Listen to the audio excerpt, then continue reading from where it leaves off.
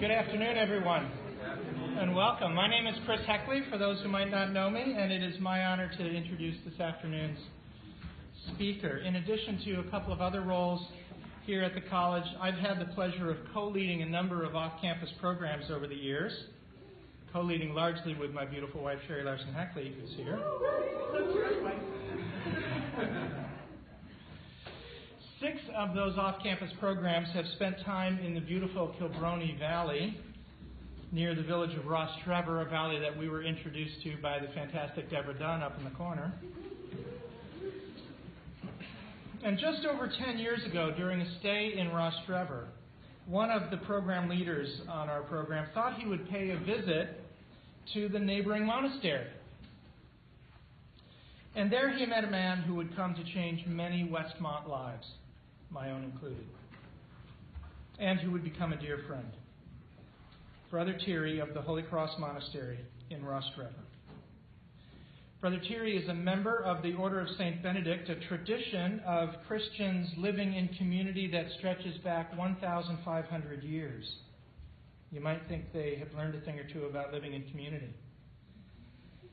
Brother Thierry himself joined monastic life after receiving a degree in French literature from the College of Sorbonne at the University of Paris. His first community was the Monastery at Bec in France, founded in the 11th century. Can you imagine having this kind of tradition? Do you know when Westmont was founded? Not the 11th century. The Monastery at Bec is famous for many reasons. Perhaps it's best known for having been the original monastic home of the famous medieval philosopher Anselm of Canterbury. So any philosophy majors out there will be familiar with Anselm of Canterbury's famous ontological argument for the existence of God. Though it is highly unusual for a monk to relocate, Benedictines take a vow of stability, a vow to stay rooted in a place. Brother Thierry and 4 others from the monastery at Bec responded to a call for Benedictines to go to places where there was need for healing among Christian communities. Their response to that call was to establish a monastery near Rostrevor, Northern Ireland, in an effort to contribute to healing between Protestants and Catholics in that deeply troubled land. And so they came 20 years ago, I'm sure never expecting regular visits from students and faculty from an evangelical college in faraway Santa Barbara. But indeed, God has brought this unlikely pair of Christian communities together in very beautiful ways. Hundreds of Westmont students and faculty have been deeply blessed by the hospitality of Brother Thierry and his fellow monks at the Holy Cross Monastery, delighting in Brother Thierry's wit, learning from his deep knowledge of the Christian faith, but most importantly, I think, really deeply experiencing what it means to be received as if we were Christ himself. This really, I think, is the key to Brother Thierry's ministry, to recognize the presence of God in everyone he meets. I'll just speak for myself here, but I know it's true more widely. When Brother Thierry sees in me the presence of Christ, my first response is, "You're kidding, right?" But he's not. And when that sinks in, when that really sinks in, that he sees the presence of God in me, something deeply hopeful and deeply healing happens. Brother Thierry, I can't thank you enough for the healing that you have brought to my life and to many others. And it's our privilege to return just a tiny portion of the hospitality that you have shown us for many years. Thank you very much for your partnership in the gospel. Would you all please join me in welcoming Brother Thierry?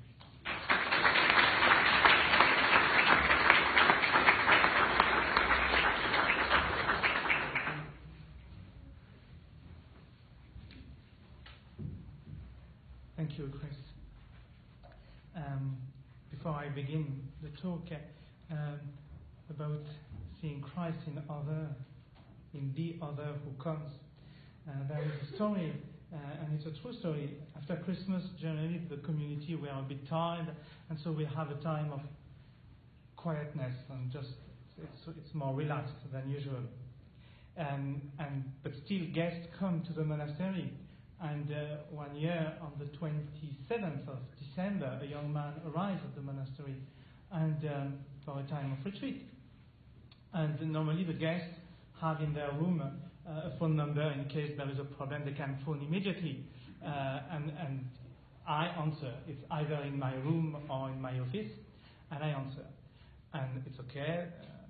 And on the 28th of December, at 2 o'clock in the morning, the phone rings in my bedroom. And I can assure you that my first thought was not, oh, it's wonderful, it's Jesus Christ. And I answered, and I spent part of the night with this young guy. And so it's not easy. It sounds nice, and it's really essential for me to welcome all as Christ, and yet it is not easy. It requires discipline and patience and humility. And thank you, Chris, again. So let's begin with fear and identity. The headline of an article posted 3 weeks ago on the website of the Portland Press Herald attracted my attention, and the title was, the headline was, "Divided Americans Fear Country is Losing Identity." But a new survey indicates that people can't even agree on what it means to be an American. Fear and identity seem to be at the forefront of many people's minds in America and throughout the world. In 2015, the American writer Marilynne Robinson wrote an essay entitled Fear. And the starting point of our reasoning could be summed up in the following syllogism. First, contemporary America is full of fear. Second, fear is not a Christian habit of mind. Conclusion, there is a problem with America's Christian identity. I do not claim to be able to deal today with the problem of identity and fear in the United States or anywhere else in the world in 40 minutes. However, as a Christian, I would like to share with you some thoughts on the subject. Our identity is partly the result of our interaction with others who are different to us. So our fears, insofar as they condition the way we relate to those who are different to us, are a real threat to our identity. We find this couple of identity and fear at the beginning of the book of Genesis. First, the serpent says to Eve, "When you eat of the fruit, your eyes will be opened, and you will be like God." Here is revealed our deep problem of identity in our relationship with God. Here we witness the first attempt of a human being to become God on her own terms, not God's. After the identity problem, we have fear appearing on the scene. God called the man and said to him, "Where are you?" He said, "I heard the sound of you in the garden, and I was afraid, because I was naked and I hid myself." Each one of us can make his or her own Adam's answer. Fear exposes us. Fear makes us feel naked. Fears threaten our identity. No matter what we do, the reality is that all the systems of protection we install between ourselves and others, between ourselves and God, are derisory and inefficient. The feeling of fear remains like a perpetual reminder of our original nakedness. Fear is not exclusive to us as human beings. Like all animals, we experience sudden fear when confronted with danger. From this point of view, fear is the healthy reflex reaction of someone who wants to remain alive. However, to be afraid is to see the world and others as a threat, and to see ourselves as naked before them. All our fears bring us back to the original nakedness of Adam and Eve. They reveal to us that we are vulnerable when faced with a hostile environment, and our greatest vulnerability is death. All the fears which get in the way of our lives have the fear of death as root and horizon. For a long time, we thought that we were mastering the ancient fears that paralyzed our ancestors, and yet we are facing new forms. And yet we are facing new forms of fear today, new ways of being afraid. We could even interpret the huge achievements of our human cultures as ways of taming our fears: scientific conquest, juridical developments, and religious traditions, philosophy and ethics. All of this human endeavor should have contributed to making our world and our relationships more secure. The reality is that our fears have not disappeared, but have been displaced.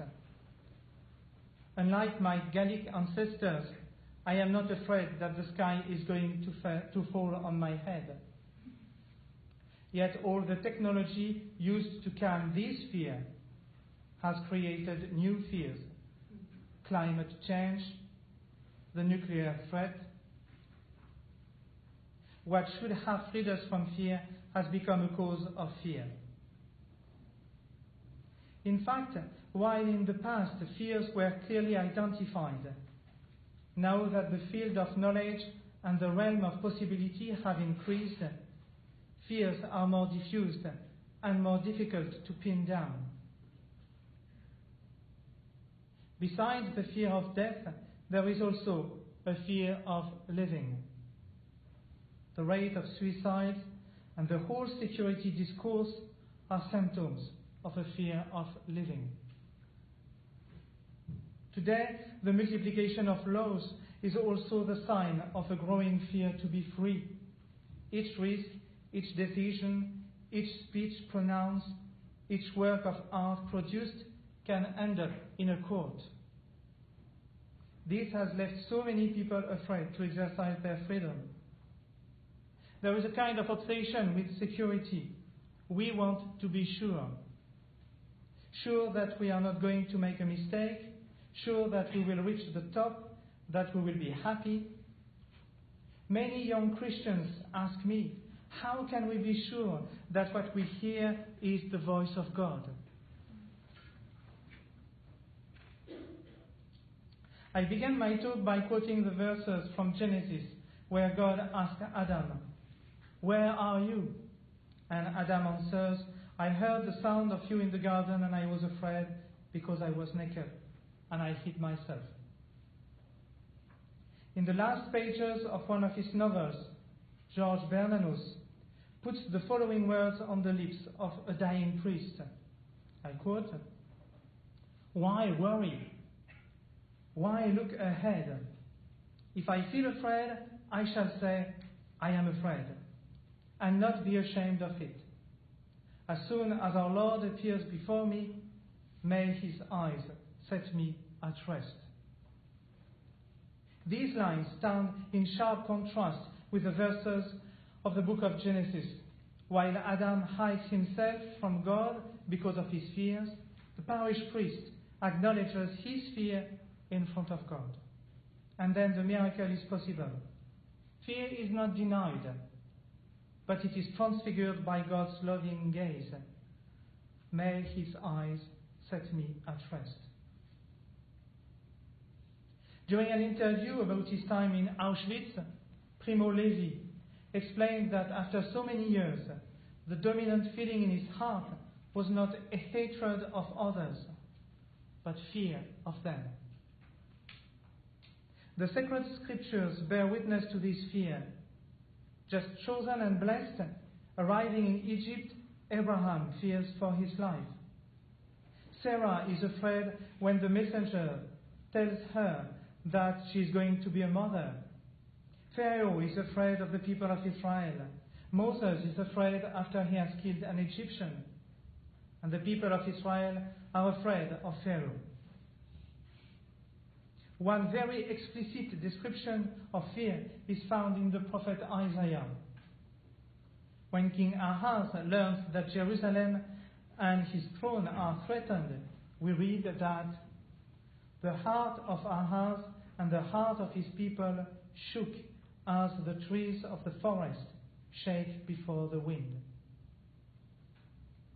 For his part, Jesus was afraid when confronted with death. My Father, if it is possible, let this cup pass from me. Yet not what I want, but what you want. We could say that his fear was deeper and truer than ours, because ultimately, in Jesus, there was no complicity with death. Into the cup that Jesus is going to drink, in obedience to his Father, all our fears are poured in. Fear of death, fear of distress, rejection, loneliness, and abandonment. Poured into the cup is the infinite divorce between our sinfulness and God's holiness. We can deal with fears in a Christian way. However, and this is regrettable, all too often we either remain held in slavery by fear, or else we make it into a form of violence against others. This is demonstrated in the episode of the Transfiguration. After the vision, the 3 disciples fall to the ground and are overcome by fear. Jesus comes, touches them, and says, "Get up, and do not be afraid." The Greek word translated by "get up" is the one used for the resurrection. So Jesus' words, "Get up, do not be afraid," could mean, rise up from the death of fear. When fears are not channeled in the right way, either they kill us or they make us kill others. When we are overwhelmed by fears, either we imitate Adam and Eve and hide ourselves, or we direct our violence towards those who are perceived as a threat. The most interesting passage which deals with fears in the Old Testament may be when, at the threshold of Canaan, the spies sent by Moses come back and describe a fruitful and beautiful country where they saw people of great size. And I quote, "To ourselves we seemed like grasshoppers, and so we seemed to them." The description of the spies is interesting because it shows clearly how fears distort the reality. Fears prevent us from seeing others and ourselves as we truly are.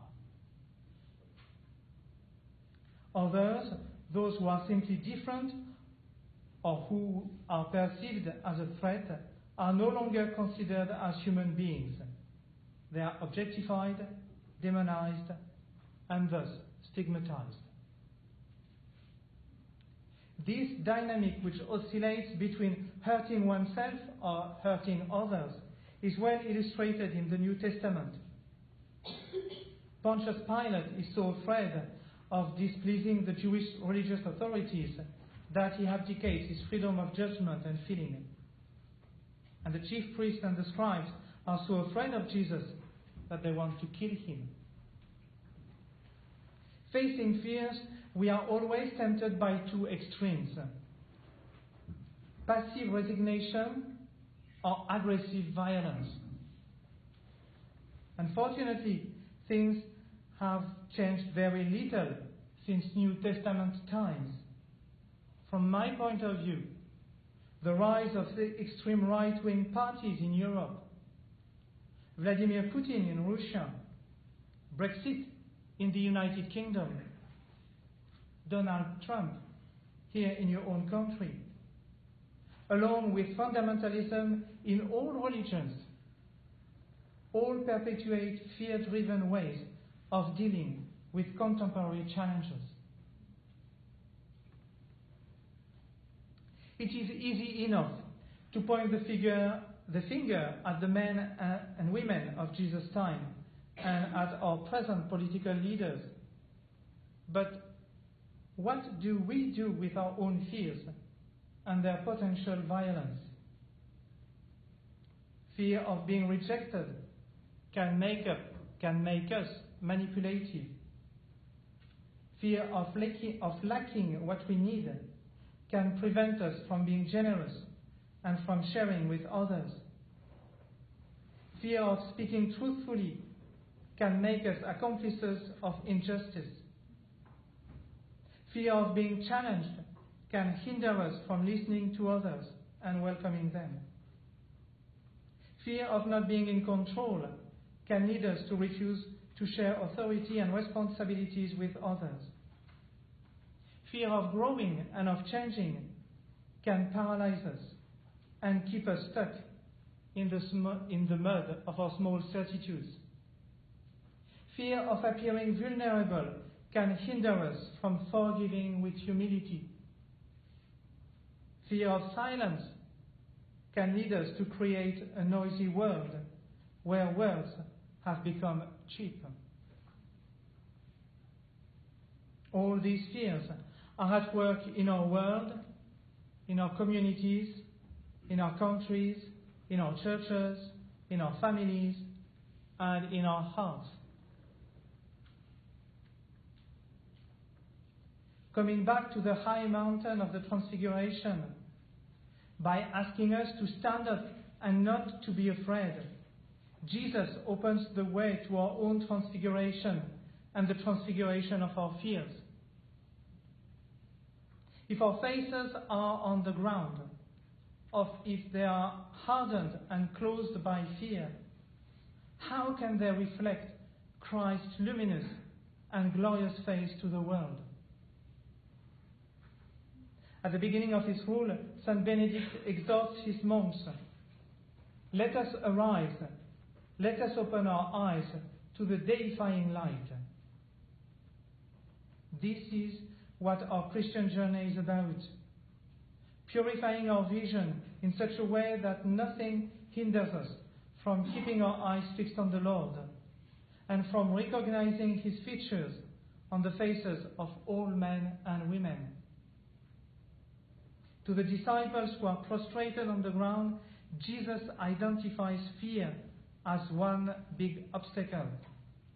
Fears blur our vision and create blind spots in our visual field. We might ask, how can we be released from the grip of fear? The way out of the land of slavery, the way to reconnect with our true identity, is the way which leads to our heart. Everything begins within us, with us. Let me share with you a quotation from Etty Hilsum, a young Dutch Jewish woman who was born in 1914 and who was killed in Auschwitz in 1943.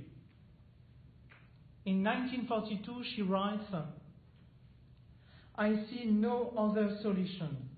I really see no other solution than to turn inwards and to root out all the rottenness there.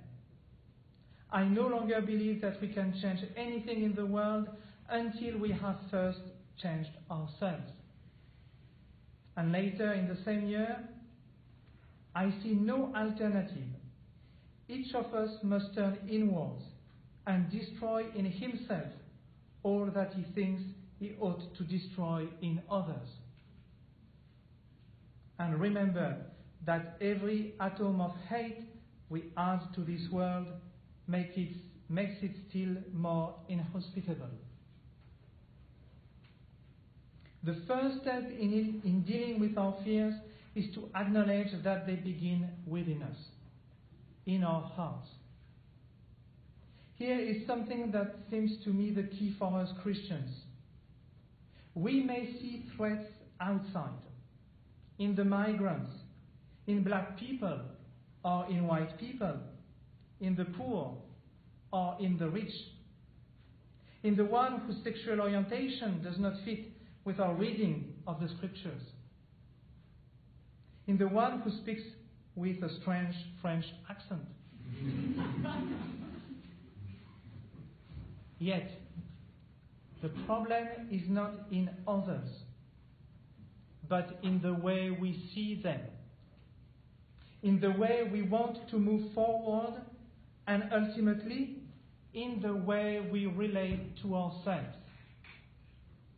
If we cannot be with ourselves, if we do not love ourselves, if we are afraid of who we are, we cannot relate to others freely. When Jesus is asked what the great commandment is, he answers, "You shall love the Lord your God with all your heart and with all your soul and with all your mind. This is the greatest and first commandment. And a second is like it, you shall love your neighbor as yourself." When reflecting on these verses, most commentators focus their attention either on the love of God or of neighbor. However, in the way the verse is formulated, what comes first after God is not the neighbor, but the self. The Lord is saying to us, you must love your neighbor as you love yourself. So the amount of love we have for ourselves is the amount of love we have for our neighbor. Conclusion, if we do not love ourselves, we cannot love our neighbor. Or if we do not love our neighbor, that means that we do not love ourselves. And it is important here to note that not to love ourselves begins with a difficulty to accepting ourselves as we are, along with a fear of acknowledging who we truly are. This fear often begins with self-loathing and ends with an exaggerated feeling of self-importance. When someone needs to put his name in huge letters on the towers and buildings he has constructed, this is a sign that he is not relating well with his own identity. And if this is so, then we cannot expect this person to relate well with others. The journey starts with a healthy and balanced relationship with oneself, a humble acceptance of our true identity in God. If we are not with ourselves, then we cannot be with others. If we are afraid of ourselves, then we are afraid of others. Some among you may have read The Shack by William Paul Young. Some may have even seen the movie.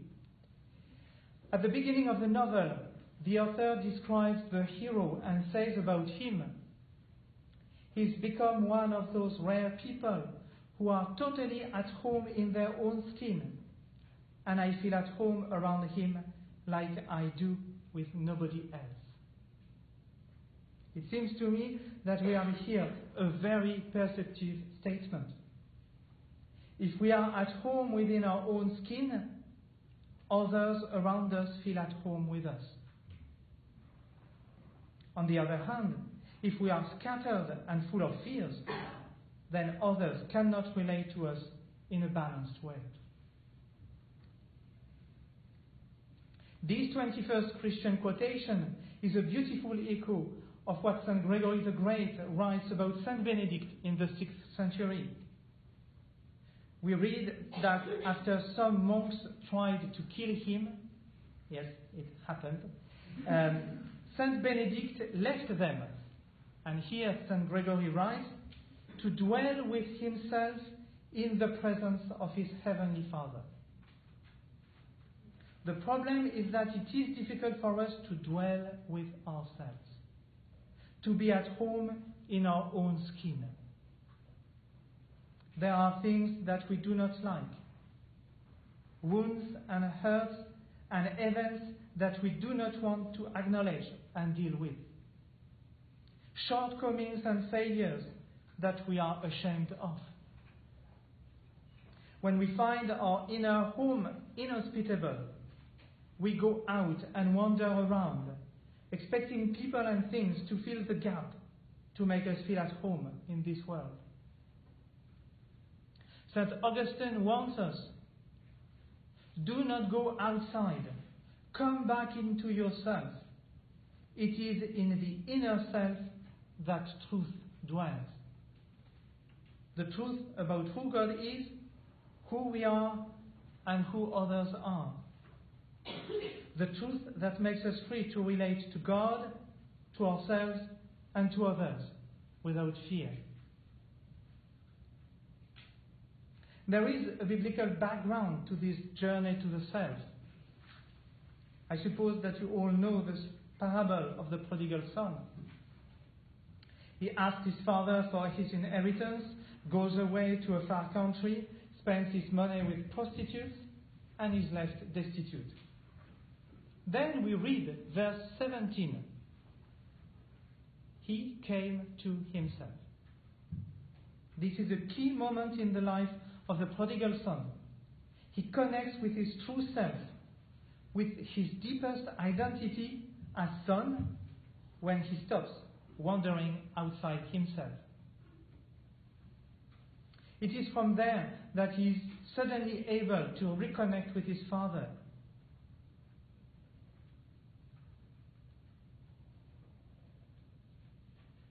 In order to connect with people and things around us without fears, we must be in touch with our own center of gravity, our heart, where God is. This indwelling, or being in the heart, offers us the security we need in order to face the troubles and storms of life.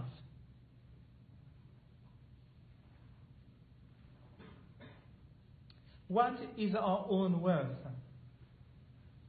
If we ask this question to Dr. Google, in 66 seconds, we will get 225 million answers. More than enough to confuse us even more.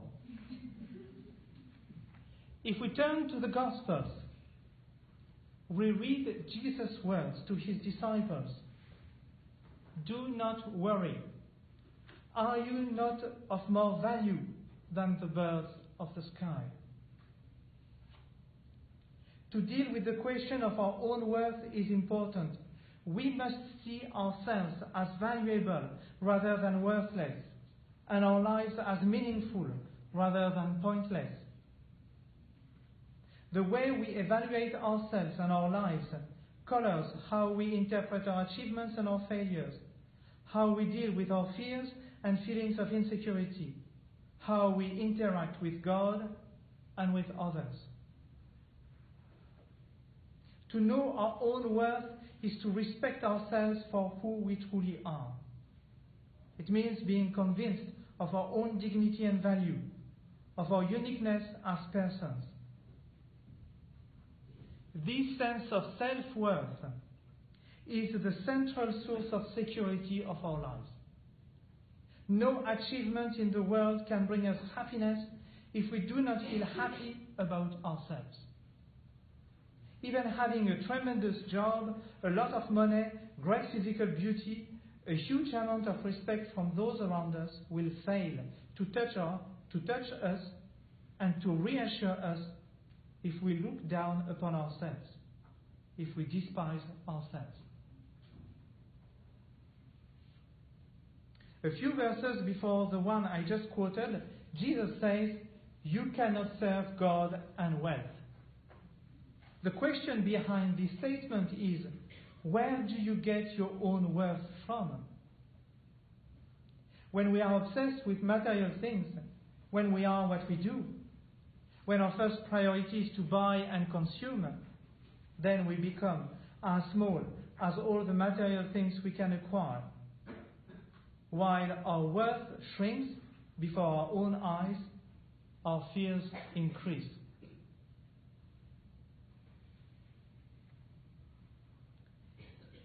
It is a strange thing, and yet it is true.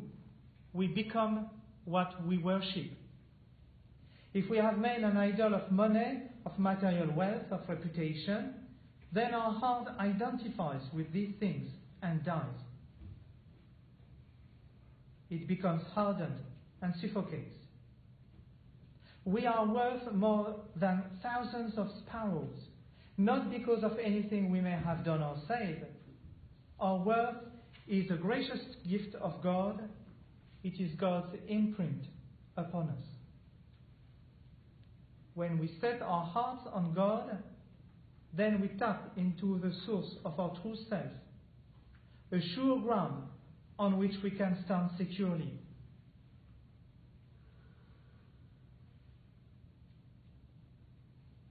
Shakespeare wrote, "This above all, to thine own self be true." We are true to our own self when we do not devaluate it by making it the slave of material things. Jesus' message today is to remind us that we are worth much more than the birds in the sky. And the only way to be true to ourselves is to connect with God in our hearts. Herein is our real value and our true identity. In a world where many are insecure about their own true value, their real self, I think that one of the first missions as Christians is to bear witness to the liberating presence of God in our hearts. Let us show to all that God has made us precious and of great value in His own eyes, and that we have nothing to fear.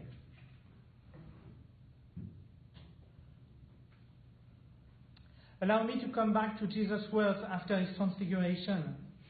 He says to His disciples, "Get up, do not be afraid." These words are in sharp contrast with the preceding verse where we are told that the disciples are prostrated, their face to the ground, overwhelmed by fear. The attitude of the disciples is not odd or unexpected for pious Jews. They were moved by the biblical warning that nobody can see God and live. It was and it is unthinkable for a Jew to stand up in front of the awesome God of Israel, the majestic creator of heaven and earth. On the contrary, what is really unheard of is Jesus calling for the disciples to stand up. A very important truth is expressed here: our dignity as children of God. In Judaism, we already find this sense of dignity. Rabbi Abraham Heschel reminds us that the greatest sin of man is to forget that he is a prince. With the incarnation, this truth takes on a new dimension. We are brothers and sisters of the Lord, co-heirs with Christ, and adoptive children of God, members of a royal family. As we humble ourselves, as we repent from our sins and try to discipline our lives for the service of the Lord, we have to remember that we should do all this without any self-loathing, without any fear of God. We are not supposed to treat ourselves harshly for the sake of suffering or humiliations.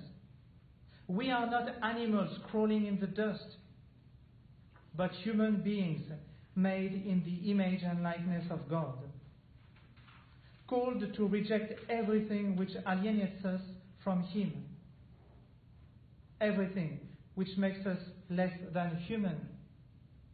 And fear, as the first consequence of sin, should be at the top of our list. A monk from the 12th century exhorted his brethren with the following words: "O image of God, recognize your dignity. Let the effigy of your Creator shine forth in you. In the Shaka, God declares, you have such a small view of what it means to be a human. You and this creation are incredible, whether you understand that or not. You are wonderful beyond imagination. Just because you make horrendous and destructive choices does not mean you deserve less respect for what you inherently are, the pinnacle of my creation and the center of my affection. We are the pinnacle of God's creation and the center of His affection. There are 2 points which need to be made now. The first one is to distinguish between anxiety and fear. Whereas fear is a response to a present threat, anxiety is a more complex response to something one anticipates might be a threat in the future. It is a worry about something that has not happened and may never happen. So if someone opens fire at a concert you are attending, you experience fear. But if you are at a concert and you are worried that a shooting attack could occur there, that is anxiety. This may seem like a small distinction, but in fact it is everything. Because where fear is about a danger that seems certain, anxiety is an experience of uncertainty. The problem is that when people are unsure, or made to feel unsure, and not in control of the safety of their finances, families, possessions, community or future, their natural inclination is to grasp for certainty. This is where a good scapegoat comes in the form of big bombs, ISIS, Wall Street, the right wing or the left wing in politics. It is enough to choose a single enemy. Thus, to manage this existential anxiety, we embrace a cultural worldview that provides us with order and security. Of course, rather than grasping for control and certainty, one could learn to have a degree of acceptance around uncertainty and ambiguity. Here I would like to share with you a memory from my childhood. I was never a Jew myself, but was brought up in a very Jewish atmosphere with a Jewish branch of my family. Every year there was this strange feast of Sukkot, the Feast of Tabernacles. As a child, there was an element of fun in seeing my cousins trying to spend time in a kind of shack on the balcony of their flat in the north of Paris. Since then, I have learned more about the meaning of the feast. Yet only 10 years ago was I illuminated by the explanation given by the then Chief Rabbi of Britain and the Commonwealth, Jonathan Sachs. According to him, Sukkot is our annual reminder of how vulnerable life is, how exposed to the elements, and yet we call Sukkot our festival of joy. Because sitting there in the cold and the wind, we remember that above us are the sheltering arms of the divine presence. If I were to summarize the message of Sukkot, I'd say it's a tutorial in how to live with insecurity and still celebrate life. Life can be full of risk and yet still be a blessing. Faith doesn't mean living with certainty. Faith is the courage to live with uncertainty. Knowing that God is with us on the tough but necessary journey to a world that honors life and treasures peace. Faith doesn't mean living with certainty. Faith is the courage to live with uncertainty. My last point is about one aspect of our lives which seems to feed our fears and to prevent us from dealing with them properly: individualism. The American philosopher Matthew Crawford considers individualism as a totem of modern life. He writes, "Membership in community is a prerequisite to creativity. Yet to emphasize community is to stand athwart one of the main veins of the American creed, or individualism." Matthew Crawford is not a Christian, and in the book I quoted, he is focused on education rather than fear. Yet, in our daily conversations, in the media, and in our churches, we use the word individual. And this is a problem, because this word is not Christian. The word individual describes humans as being cut off from all relationships. It is not a Christian word, because in Christ we are part of one body, one family. Created in the image of the Trinity, the right word for us is person.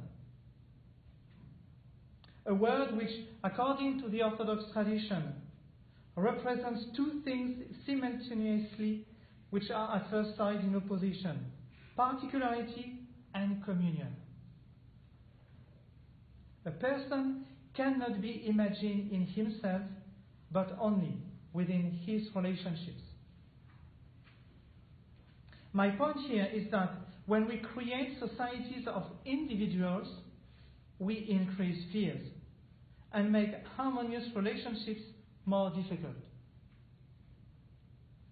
If the goal of my life is my individual happiness, peace, and security, then life becomes a competition where others are only seen as threats to discard or eliminate. Individuals strive for self-sufficiency, and self-sufficiency is pride. The idea that I can make it on my own without others is to forget that others are not a hindrance to my relationship with God or to my growth in humanity, but are the very place where I meet God and where I can become a son or a daughter of God. Against all forms of individualism, Archbishop Desmond Tutu declares, "We say in Africa, a person is a person through other person. We are bound together in a delicate network of interdependence. My humanity is caught in your humanity. I am because you are. If I dehumanize you, then whether I like it or not, I am dehumanized." We could say that with the building of fear, we threaten our identity. With the building of our identity, we challenge fear. Here, identity refers to our first identity, to be truly human and humane. Men and women, we reflect something of the divine face of God. And we cannot do this on our own. We need one another. I leave the last words to the American Presbyterian writer, Frederick Buechner. You can survive on your own. You can go strong on your own. You can prevail on your own. But you cannot become human on your own. Thank you.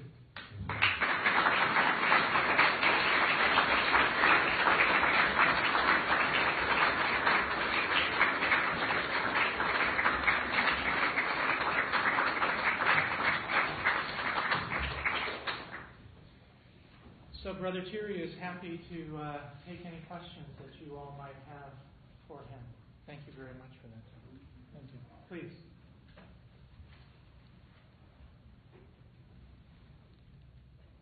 You are like monks and nuns, you are silent.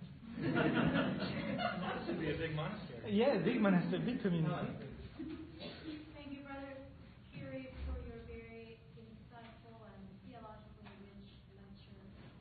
I'm wondering whether you can speak to us a little bit about how the dynamic of fear and identity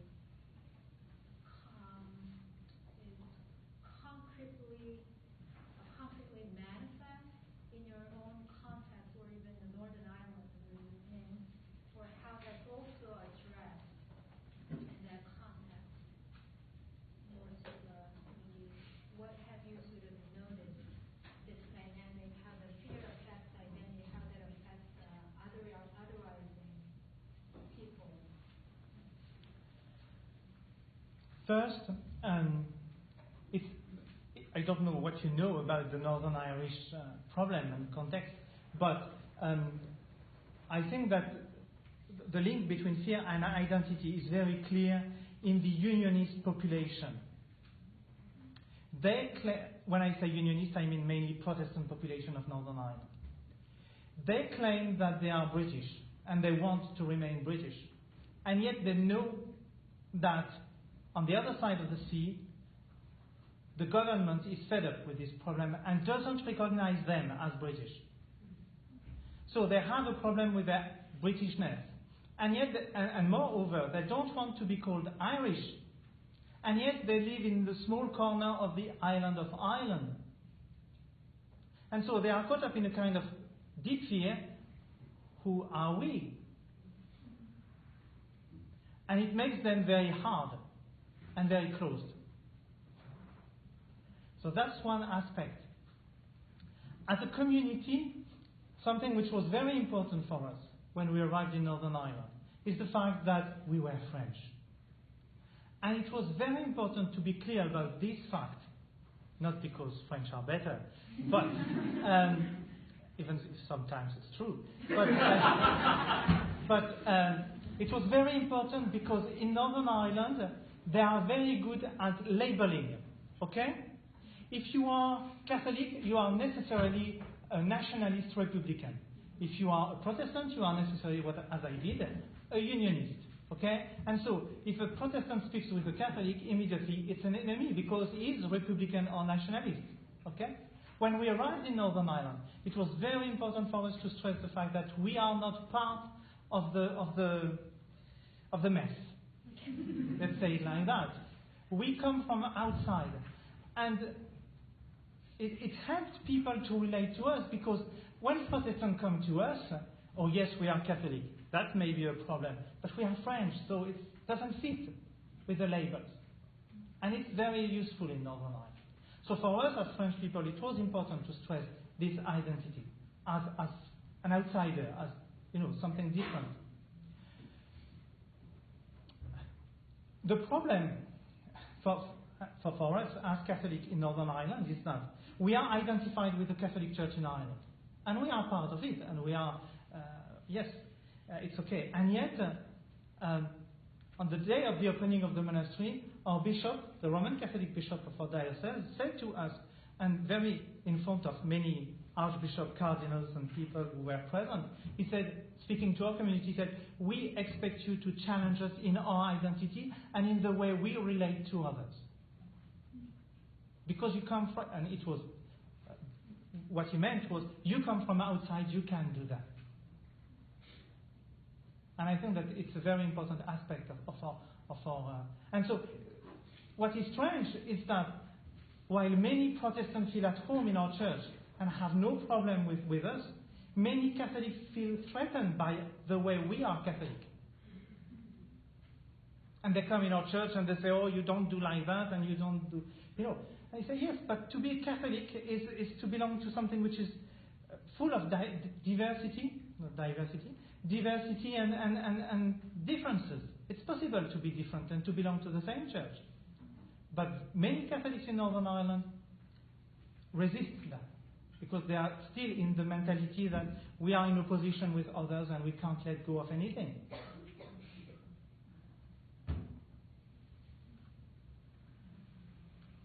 Yes? Please. So my question is a little bit more dynamic, but there's a part in Romans that talks about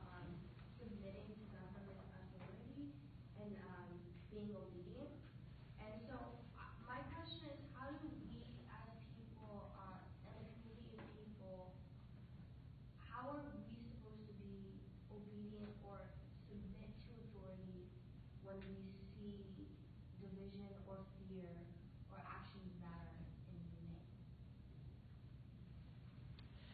name? I don't know if you know, but the word to obey, the verb to obey, in Hebrew, in Greek, and in Latin, and also in English, because when you say obedience in English, the Latin root is ob audire, which means to listen.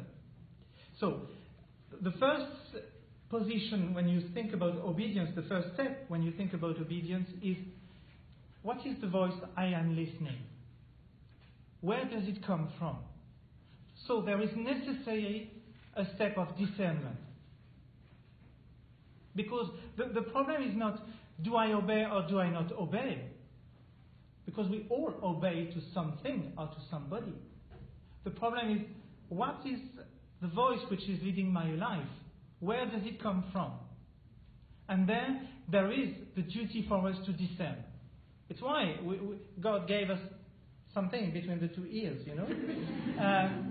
It's why we are empowered by the Holy Spirit. It's in order to discern. So blind obedience means nothing in Christianity. Obedience in Christianity means always to listen and then to discern. What is the voice which is speaking to me?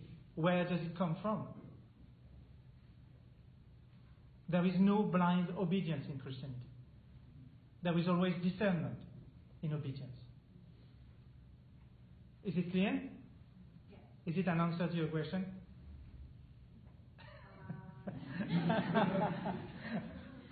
Just think about it. You will soon discover about Brother Thierry that you can ask whatever you want, and he will answer what I want.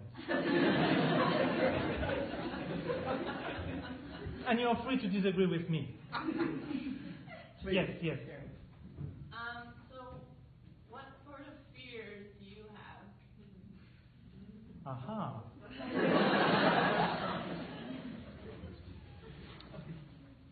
I think that, and I'm going to speak for myself, but honestly, I think that it's the same for all of us, at different levels, in different ways. But for me, the greatest fear is to be rejected. I think that, and it's because of my story, because of what happened during my whole life. I was 10 days when I was abandoned. So for me, it's a fear which is in me, and which will always be with me. Which it makes me, it creates in me a deep desire for belonging. And so certainly, at a personal level, the greatest fear is to be rejected. But I learned, and God is good, I learned that even when I feel abandoned or when I feel rejected, God is greater than my fear. And God is always with me. And He assured me, after, 40 years of journeying with Him, I really experienced His caring and loving presence in my life.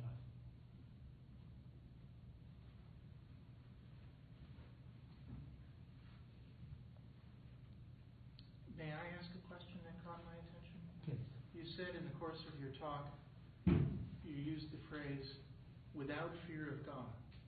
Yes. And that struck me. That seems odd. It does seem unhealthy to be afraid of God. It seems appropriate to be afraid of God. It depends what you mean by afraid and by fear. Personally, I love banishes fear.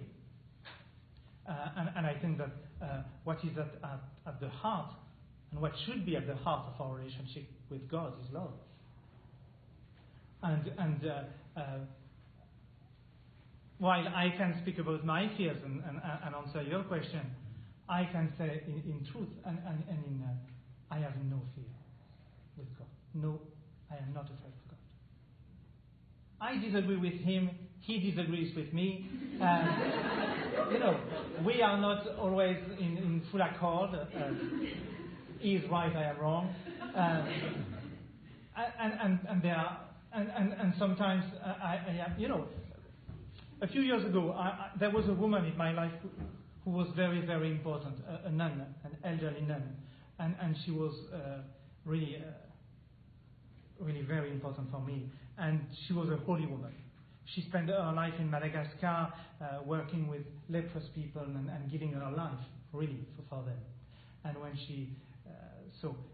and at the end of her life, she had a cancer, and her whole face was eaten by the cancer. She was in France, I was in Northern Ireland, but every week I was going to see her. And for me, it was certainly the most difficult moment in my life. And in my relationship with God, I was not afraid, but I think that He never heard me so angry and so, and because I did not understand what was going on. And so I was certainly very angry with Him. And I still do not understand. I hope one day I will. Anyway, I will ask Him one day. But fear of God, no. God for me is a loving and caring and Father, and I could not be afraid of Him. Others? Yes?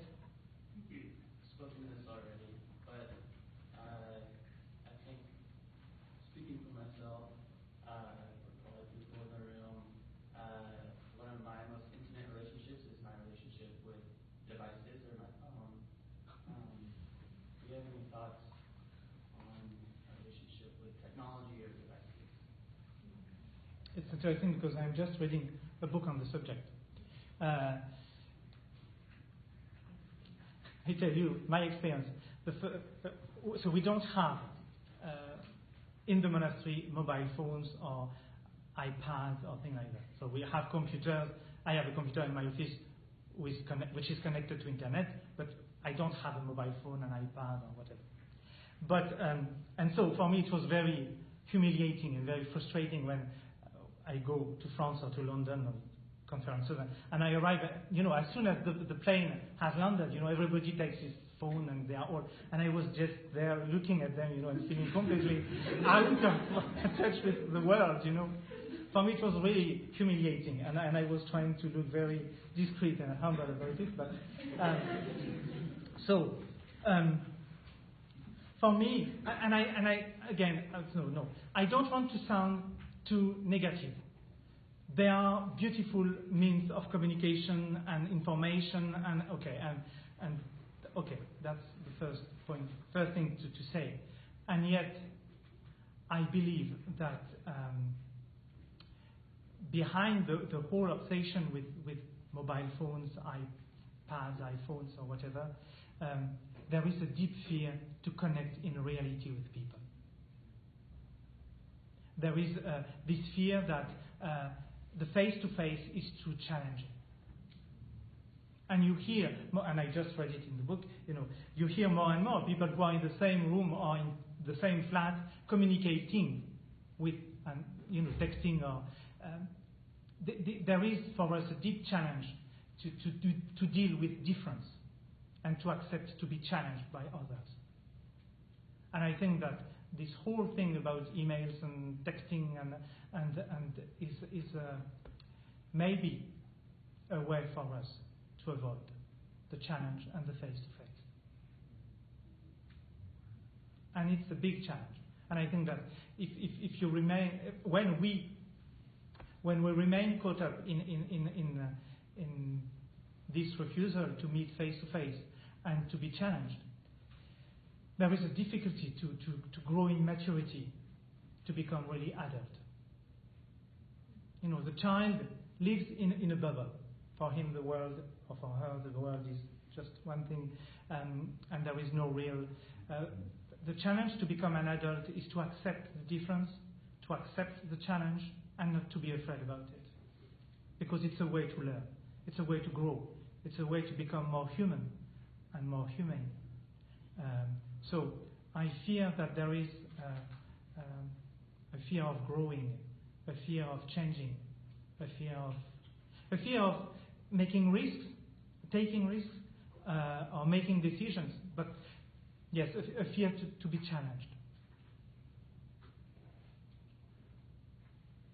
Is it enough? Yes? I would like to hear, if possible, either a little more discussion of any experiences you had in actual face-to-face conflict mediation, which I don't know if you end up doing that, but perhaps I have a little different perspective on this talk because I'm a parent of 3 boys, and it's spring break, so we've all been home together, and the amount of tension in those relationships when we're kind of forced to occupy the same space for long periods of time. It's a very interesting thing. So I'm trying to help not only myself, but my children work through these things. And it goes very deep, you know, who they feel and how they feel threatened by each other and how they're scared someone's getting more and where they go at each other. So anyway, I just would love to hear anything in your experience that would speak to that. The first thing is that wonderful, you are normal. Because, and I am not, I don't have children, so so it's a limitation. But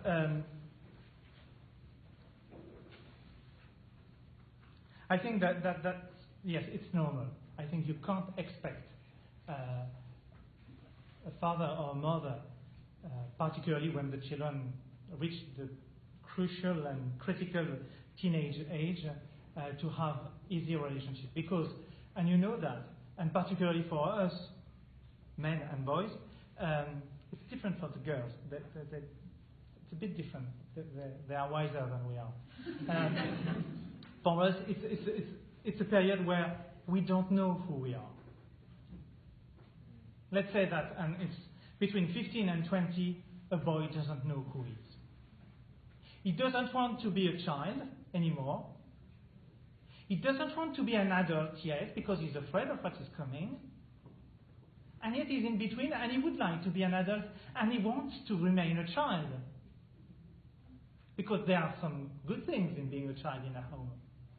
So it's a very difficult time for young men and young girls in a different way. It's that we don't know who we are. And spontaneously, the only way for us to define ourselves is opposition. It's necessary. And it has, I think, from a psychological point of view, it has to begin with that. So that a reconnection may be possible. But there is always this first need to identify ourselves by opposition. I think that what I can say to you and what I say to parents who come to me, the first thing I say is that be patient. But you know the word I don't know if you know, but the word patience in Latin is the same word which gives passion. And you speak about the passion of Christ. So in patience there is the word passio in Latin, which means suffering. So don't expect it to be easy. Aware of that. Again, you're normal. So I think that from my point of view, so the first thing is patience. Because they need to go through it. It can't be otherwise. So you need to be patient. The second thing, and which is, I think, at the core of my monastic life, is be attentive. You know, they are lost.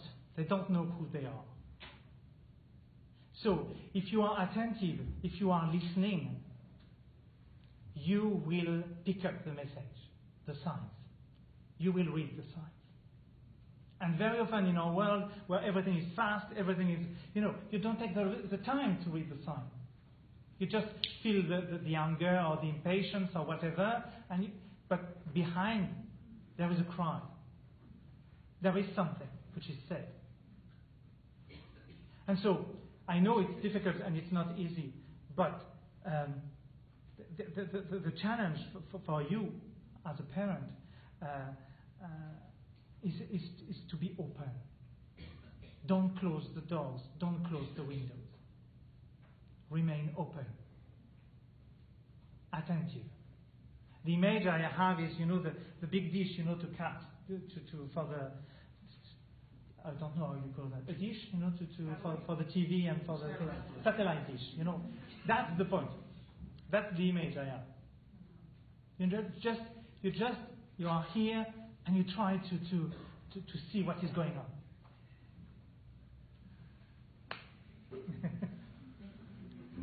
It does have to be said that Brother Thierry lives in a house of 5 brothers, not just 3. So, yeah, and they are all wrong. For sure. Well, maybe just to follow that up, seriously, how do you deal with conflict in your community? You spoke at noon that we're called to see Christ in others, and as you acknowledged, at 2 a.m. it's hard to see Christ in that phone call, but that's the world we live in is all day long, and people drive us crazy. How do you practically live that out besides prayer and supplication? And punching the pillow. Maybe.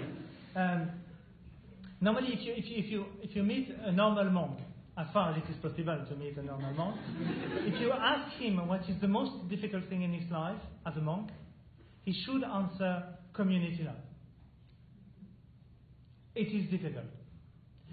For me, one thing which is very important and essential, as I said earlier today, is to always remember that this brother who is wrong, who is imperfect, there is Christ. And it's not easy, as I said earlier, it's not easy, and yet it's the challenge.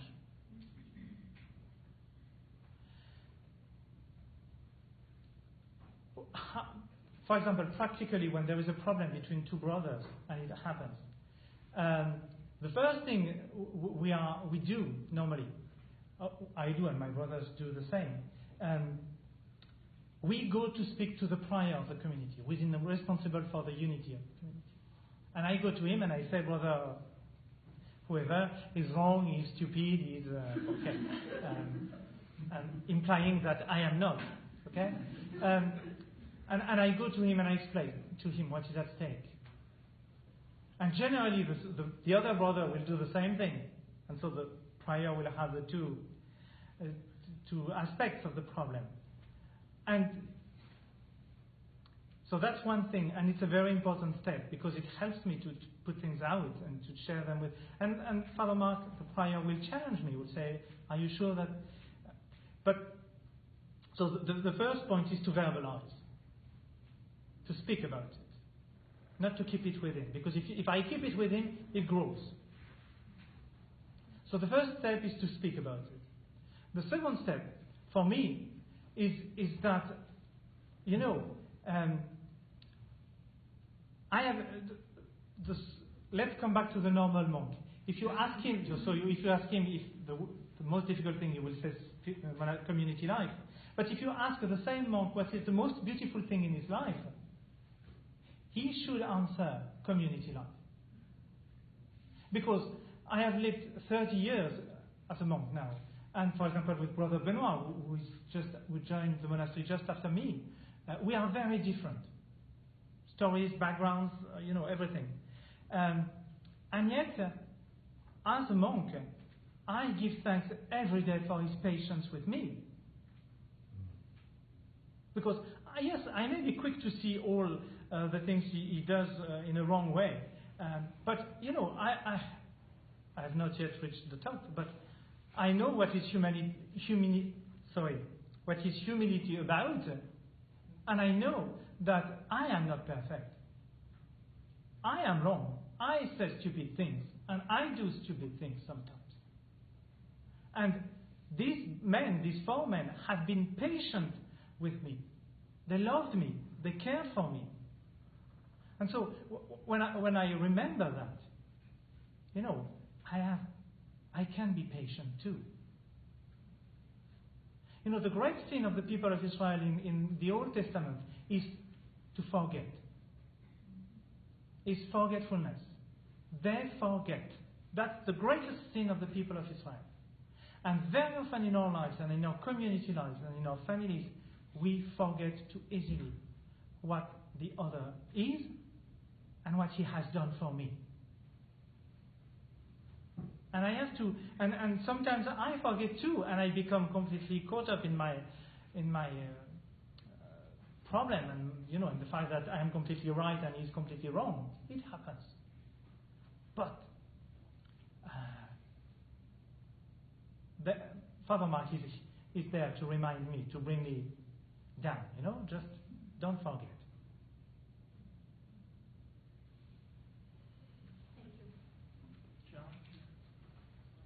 Brother Thierry, you said that coming to Northern Ireland from the outside, you actually met perhaps with more resistance from the local Catholic community than you did from the Protestant community.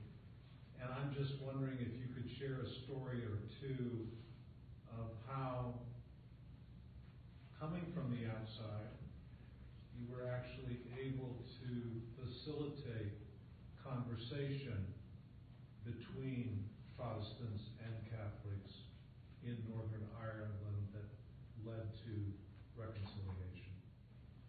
For us, and in a way, I'm going to speak about Chris and Thierry, but they are not from Northern Ireland, but they are important from that point of view. I think that for us, the best place for reconciliation and dialogue and unity is friendship. Is to pray with one another. Is to journey with one another. Is to listen to one another. We don't want to convert one another. We don't want to change one another. But we just want to journey together. And that's friendship. And it's a very important word for us. And it has become, thanks to Chris and Thierry, a very important word for me. It's about journeying together. And we know that there are things we don't agree with, there are things okay, and yet we love one another. At the end, God won't ask us, did you agree on everything? But He will ask me, did you love them? And this love for me, and it's about friendship. And I think that in our church, and it's what we do in our monastery, all the people who come to us, and all the Protestant people who come to us, they know that they are welcome as friends. And yes, sometimes there are problems, and yet we want, as a community, we want to journey with them.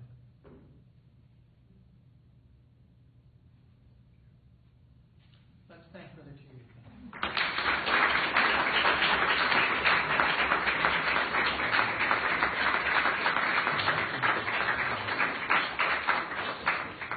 And thank you all for being with us. Thank you very much.